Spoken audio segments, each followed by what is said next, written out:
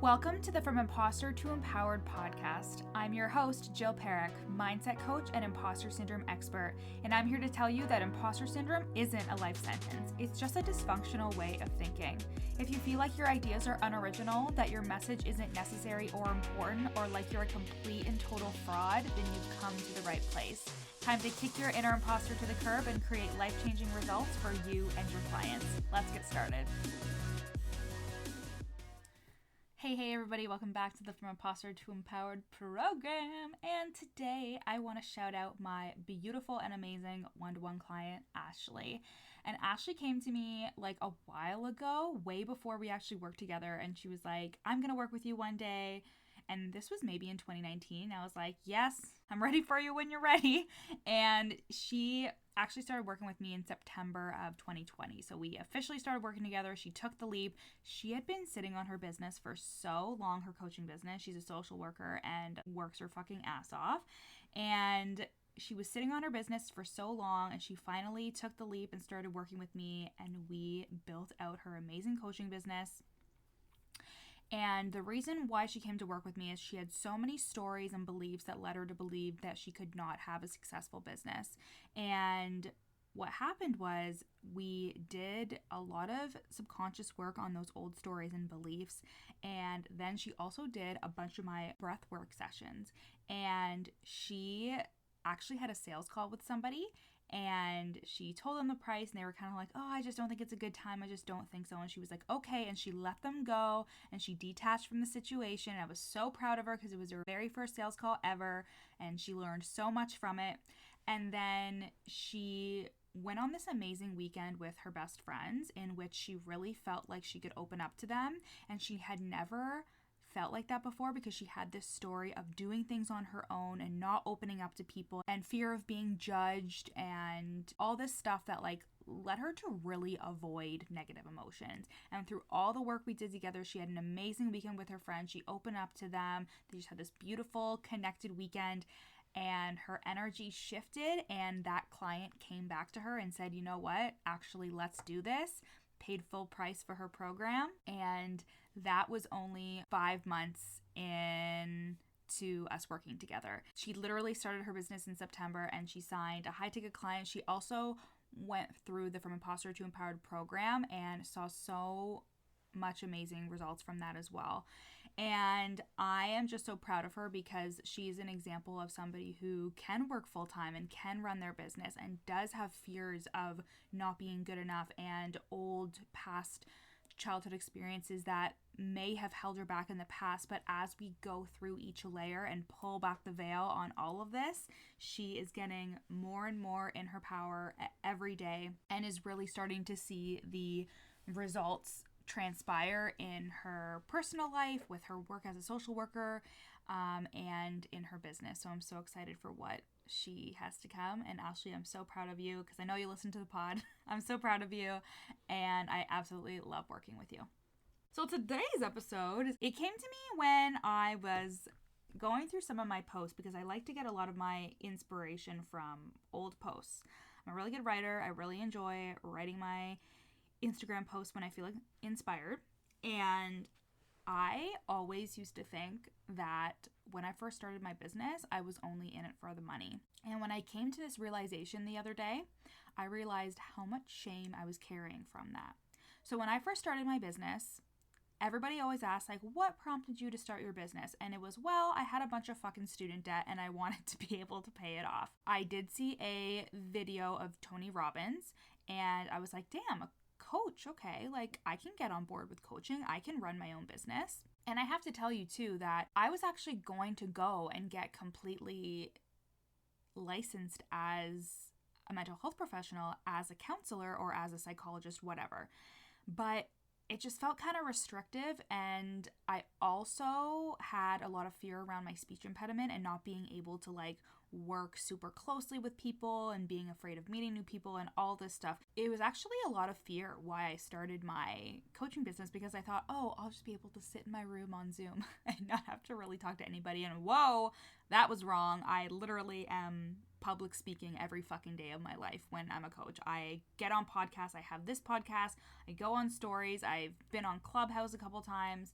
I have calls with clients. I guest coach a lot. Like, it's a whole thing. It is basically public speaking 101. So when I first started my business, I wish I had some like big romantic reason as to why I started it, but I just wanted to make money.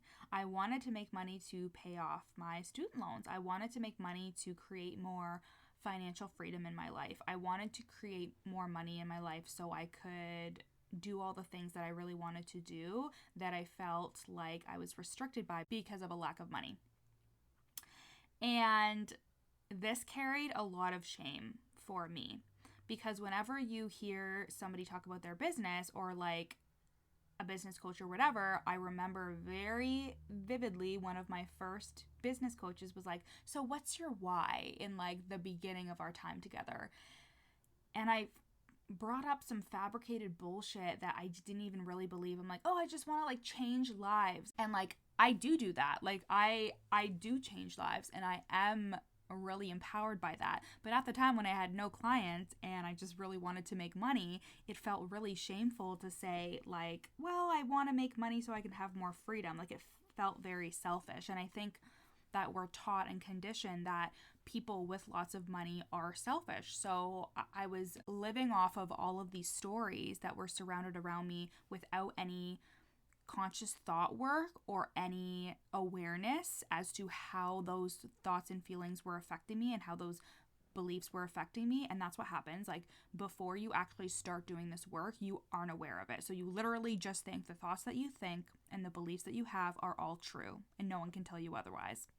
So you get a fucking rude awakening when you start doing this work and you realize everything you believe is literally just because you believe it. So I had all these stories around like rich people are bad and like you're selfish and all these things. So I thought that me saying, well, I just want to make money so I can have financial freedom, I thought that really made me a bad person, because I thought that everyone around me had their why connected to altruism or their children or some like elite higher purpose.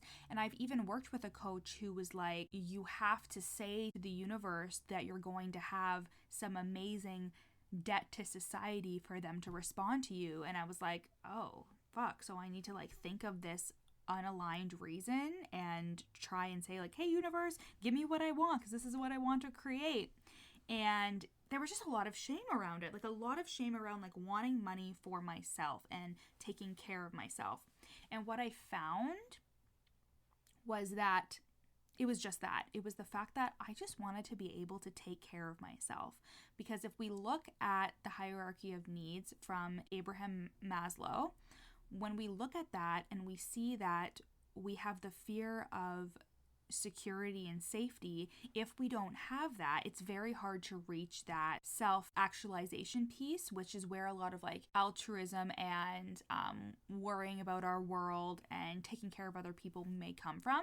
So the thing is when you're worried about your own financial safety and security, or even not just financial in terms of having a home or having food or whatever, it's very hard to think about what everybody else may need and to focus your attention on that.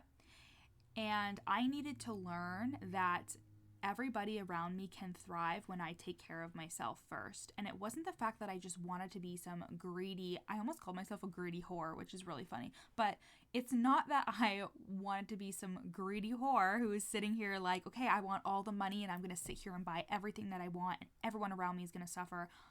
I'm a very caring person, but I needed to care for myself first, and I didn't have good boundaries. I was always looking after everybody else, including my clients once I got some. Like, I really disrespected my boundaries to make sure that I was doing what I thought everybody needed from me. But what I actually needed to acknowledge is I needed to satisfy my own needs first. And then once that was done, I am able to spill over into my life, into the people in my life, and into the community. This had me think of an experience that me and my sister had with our brother, in which he was like, when our house burnt down, he was like, oh, like we should think about giving back to the community. And his heart was in the right place because we had a lot of donations and all that stuff. But it was literally a month after the fire, and I had to say, actually, I think we just need to like recover a little bit and then we can think about doing that. And like, he was super receptive to that, so that wasn't the problem. What the problem was is I felt bad saying that. Like, I felt bad being like, you know what? The community can wait. We need to take care of ourselves right now. And maybe that's the case for you too. Maybe you need to look after yourself, build your business, think about how you can meet your own needs first before you think about what does $1 million you do with her money. You know, like, it's gonna look very differently. You're gonna have a different line of thinking when it comes to how can I spend my money, because you'll have more of it. So you'll be able to think about how can I give back and really do all these amazing things. I think that we see bigger named people doing all these amazing things, and we think like, oh, we need to be doing that to acquire the wealth or the status that we want. But remember that everybody had to start somewhere, and you can't help anybody if you are not meeting your own needs first. You cannot pour from an empty cup, and we all hear that with regards to mental health. But we have to remember that we can bring that into our businesses as well, is that you need to get your needs met first. You need to make sure that you can pay your expenses if you have any, that you can put food on the table, that you can take care of yourself, that you can develop a very foundational mindset so you can stay consistent and stay the course without the fucking shame of thinking, am I a bad person that I just want to make money? And this will also bleed into your relationship with sales. Now, I'm going to speak directly to like more spiritual entrepreneurs, mindset coaches, life coaches with regards to this for a second, just because you may think that as a life coach, a mindset coach, whatever, that like your divine purpose is to help somebody and like help them change their life and to care about them. And that's absolutely true for me as well. And you do not need to carry the shame around that you want to make money. You do not need to carry that shame around, because when you are able to get a couple high-paying clients and feel really good about your business, you are able to meet your own needs and therefore do amazing things in your community, with your business, with your clients, etc. And we want to transfer that into your sales process, because when you do that, you get your needs met and it is an equal exchange of energy. And that's why if you do this type of work that I do, you need to fucking charge what your services are worth, not what you're worth, because remember, you are more than worthy. You are worthy of $1 million, quadrillion dollars. But what are your services worth? You can always increase as you go. And remember that it's an exchange of energy. I expel massive amounts of energy with my clients. I feel exhausted after calls because I am doing my best to help them through their shit. And sometimes it's really heavy shit. It is really important for you to not take the shame and think that you need to be some honorable person and charge like $100 for a 6-month program. That's excessive. But like, you need to charge what is appropriate for your time and your energy. And do not devalue your services simply because you think, oh, it's just personal development. It's just mindset. It's just this.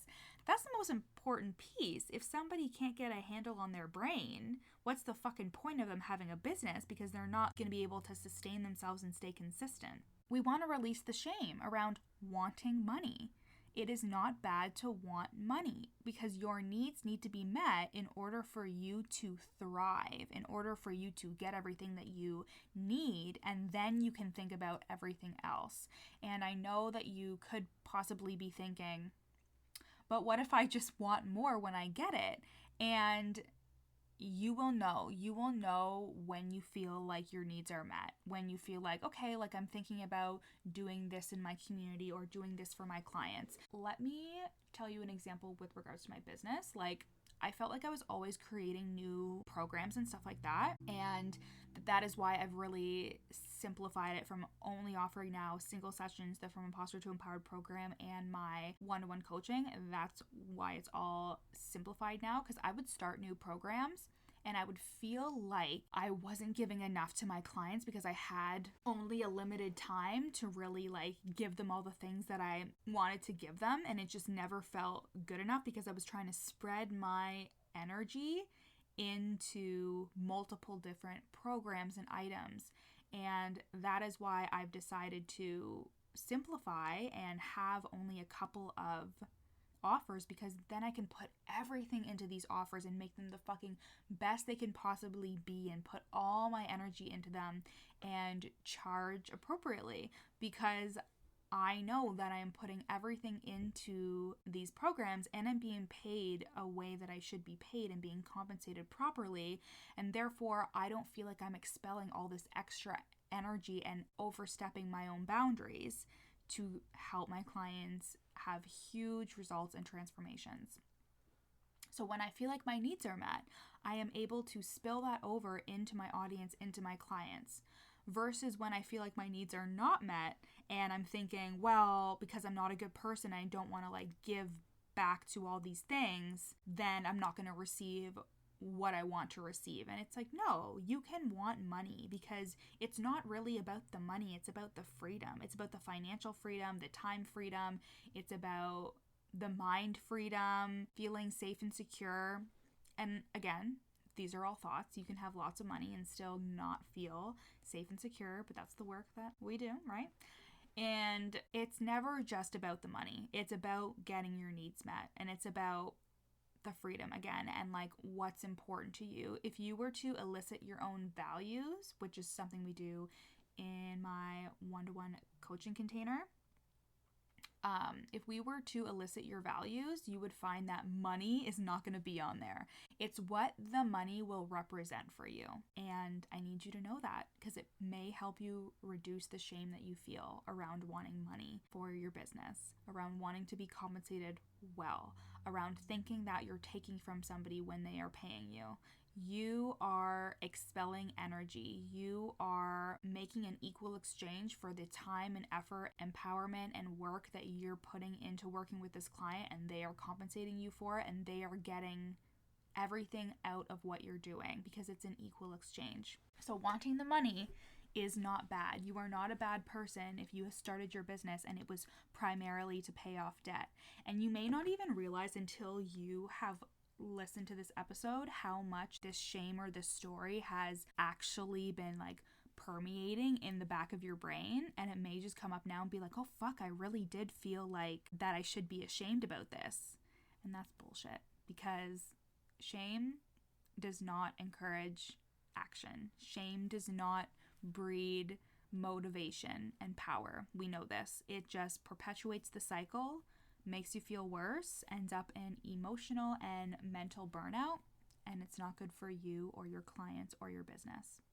And if you're still caught in these shame-filled stories or these fear-filled stories, if you're still bogged down by the emotional labor of running your business and feeling like you really don't know if you're cut out for this, or if you can do it, or if you can achieve everything that you want to achieve, there's a couple ways to work with me. First, in a single session.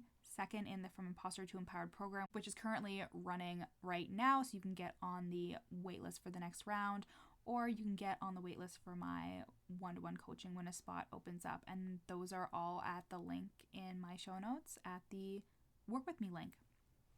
So I love you guys so much. Let me know if you love this episode, and I'll talk to you later. Thanks so much for listening to the From Imposter to Empowered podcast. Check out the show notes to get started on your free 3-day challenge to overcome your inner imposter. Once you're done listening today, screenshot this episode and share it to your Instagram story, tagging me at YourCoachJill so I can share it on my page. See you next time.